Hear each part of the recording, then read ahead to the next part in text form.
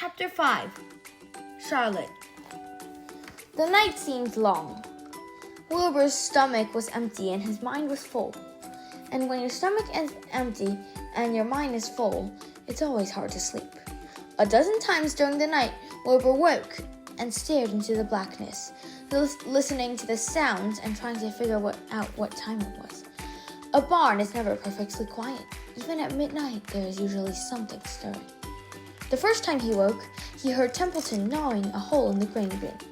Templeton's teeth scraped loudly against the wood and made quite a racket. That crazy rat, thought Wilbur. Why does he have to crazy stay up all night, grinding his lashes and destroying people's property? Why can't he go to sleep like any decent animal? The second time Wilbur awoke, he heard the goose turning on her nest and chuckling to herself. "What time is it?"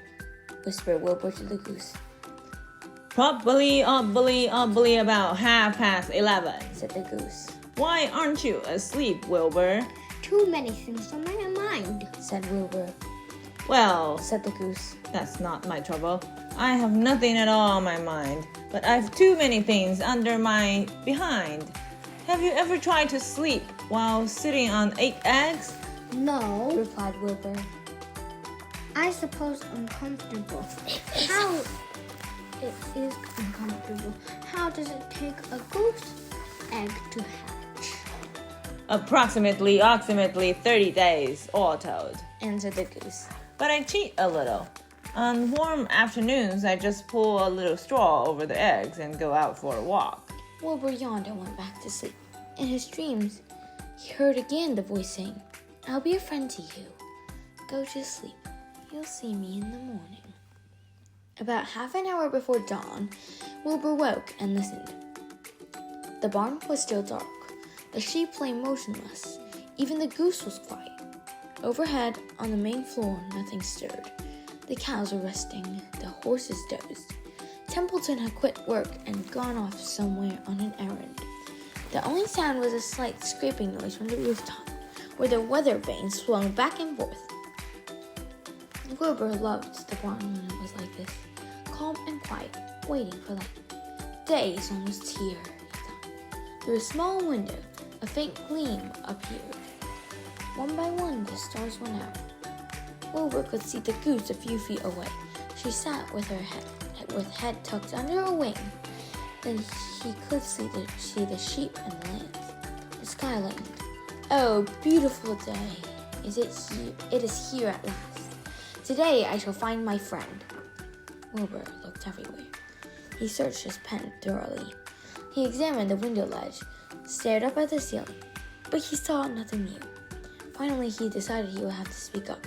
He hated to break the lovely stillness of dawn by using his voice, but he couldn't think of any other way to locate the mysterious new friend who was nowhere to be seen. Attention, please! So Wilbur cleared his throat. Attention, please! He said in a loud, firm voice. Would the party who addressed me at bedtime last night kindly make himself or herself known by giving an approach sign or signal? Wilbur paused and listened.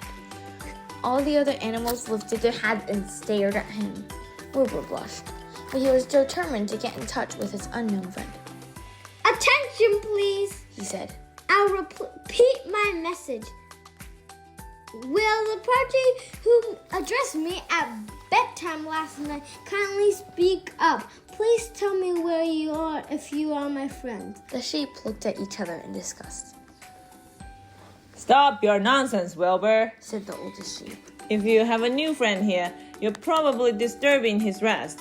And the quickest way to spoil a friendship is to wake somebody up in the morning before he is ready. How can you be sure your friend is an early riser? I beg everyone's pardon, whispered Wilbur. I didn't mean to be objectionable. He lay down meekly in the manure facing the door. He did not know it, but his friend was very near. And the old sheep was right. The friend was still asleep. Soon Nervy appeared with slops for breakfast. Wilbur rushed out, ate everything in a hurry, and licked the trough. The sheep moved off down the lane. The gander waddled along behind them, pulling grass. And then, just as Wilbur was settling down for his morning nap, he heard again the thin voice that had addressed him the night before. "Salutations," said the voice. Wilbur jumped to his feet. "Sally, what?" he cried. "Salutations," repeated the voice. "Where are you? And what are they? And where are you?" screamed Wilbur. Please, tell me where you are and what are salutations." "Salutations are greetings," said the voice. "When I say salutations, it's just my fancy way of saying hello or good morning. Actually, it's a silly expression, and I am surprised that I use it at all. And for my whereabouts, that's easy. Look up here in the corner of the door. Here I am. Look, I'm waving." At last, Wilbur saw the creature that had spoken to him in such a kindly way. Stretched across the upper part of the door was a big spider web. And hanging from the top of the web, head down, was a large gray spider. She was about the size of a gumdrop. She had 8 legs, and she was waving one of them at Wilbur in a friendly greeting. "See me now?" she asked. "Oh, yes, indeed," said Wilbur. "Yes, indeed. How are you? Good morning. Salutations. Very pleased to meet you. What is your name, please? May I have your name?" "My name," said the spider, "is Charlotte." "Charlotte what?" asked Wilbur eagerly. "Charlotte A. Kabatica, but just call me Charlotte."